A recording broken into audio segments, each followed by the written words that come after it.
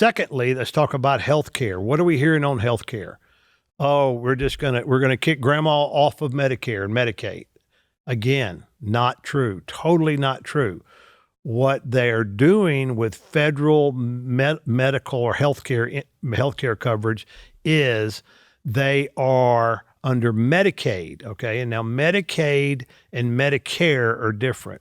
Medicare is for people generally that are age 65 or 66 older, depending on your age when you were born and all those types of things. You are able to get Medicare, let's say when you get age 65, and you pay for that. All right. It's pretty inexpensive, except unless you're still making income. And then based on how much income you make is how much you pay for Medicare. Medicaid is set up primarily for people that are disabled or their income levels are such that they actually receive it free.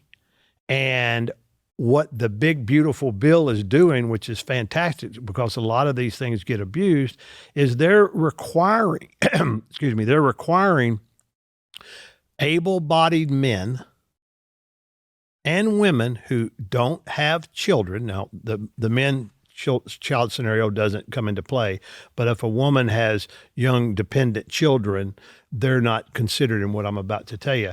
They were requiring them to work, be actively looking for work, or be in some type of educational or training program. I mean, doesn't that just seem simple to get what I would call freeloaders off of the free healthcare? Why should you and I be paying for their healthcare when they're able to work but not willing to work?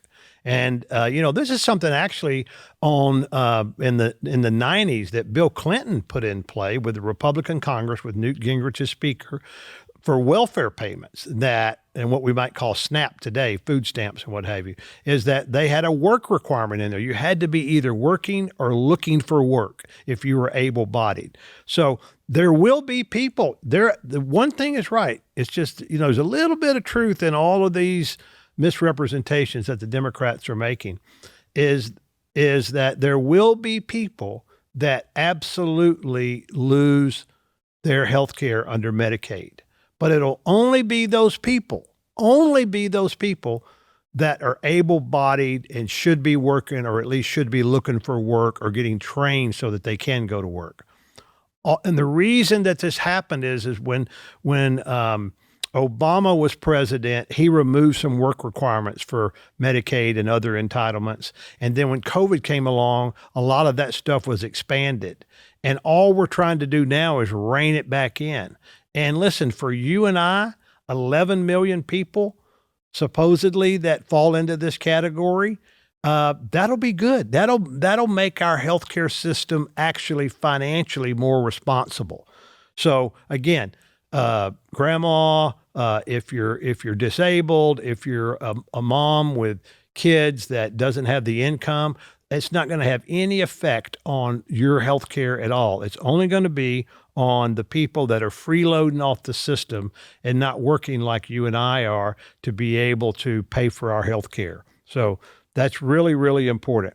Another thing that came up is when Obamacare came out, or the ACA came out, I call it Obamacare because that's kind of what we learned that it was back then, is that depending on how much income you made, you would get an incentive to buy healthcare coverage through Obamacare. And we're talking outside of Medicaid and Medicare. Okay. This is separate.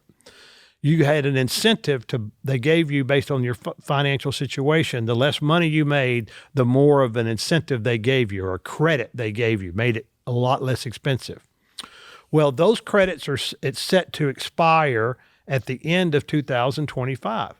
And those are things that were put in by the Obama administration, these credits, and the fact that they were going to expire in 2025. Those aren't things that came in under Trump or Bush or anybody like that. This was the Obama and his Congress at the time. And remember, when Joe Biden became president, his first 2 years, he had control of the Senate and the House. And if they wanted to extend these credits, they should have done it at the time. Those are going to go away unless they're extended before the end of the year. So yes, that means that Those of you that have been getting some credit extra, had your health care insurance bought down by the government, that's going to go away. But you know what? That's a good thing.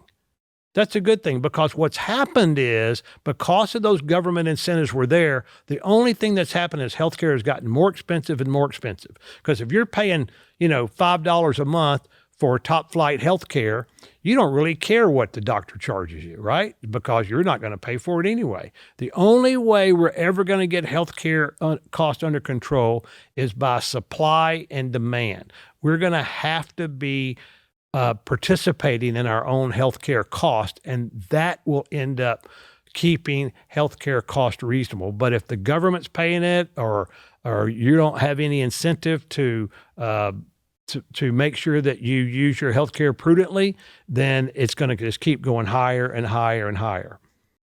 And we talked about Medicaid already.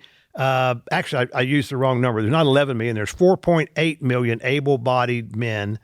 And there are some women that don't have children that would be caught in this scenario where they might lose their coverage under Medicaid, which is a good thing. I got this off the whitehouse.gov site. The other thing, a couple other things that it does, which we're excited about, is it removes any federal dollars to organizations that provide abortions for 1 year. Now, why it was only 1 year, I don't know. Probably had to make some type of deal to get some of our moderate Republicans on board. But that's really cool. I mean, that means Planned Parenthood for the first time is going to be defunded from federal dollars. And that's really, really exciting.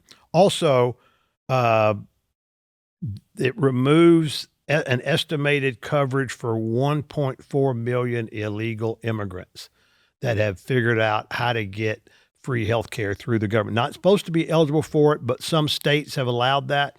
So this will remove the funding for that. And again, that's good for you and me.